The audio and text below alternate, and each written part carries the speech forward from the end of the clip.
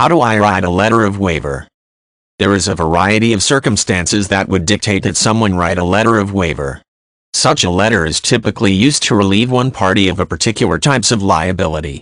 In writing a letter of waiver, it is important to first acknowledge that a particular risk exists and then disclaim any rights to hold the intended party liable for any harm flowing from that particular risk. Even if you follow those instructions, however, a court may not enforce the waiver of liability if the harm suffered is due to the negligence of that intended party, or enforcement of the waiver would be against public policy.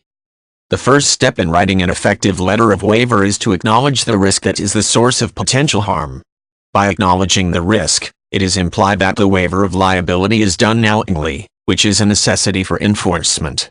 For example, if the letter of waiver is being written for membership to a gym, the acknowledgement may state, "I acknowledge the inherent risk of personal injury stemming from the use of workout equipment."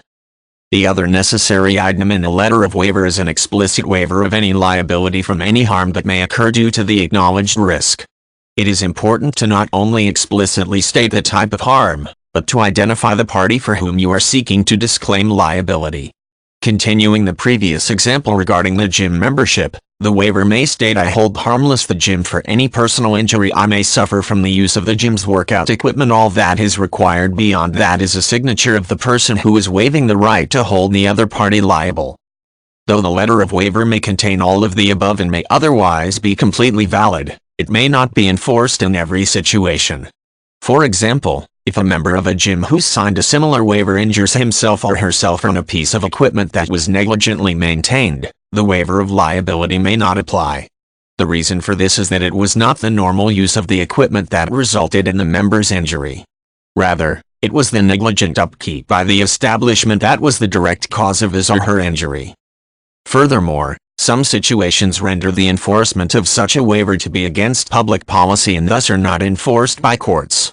One such example is a patient entering surgery waiving the right to any potential malpractice claim against the surgeon stemming from the surgery.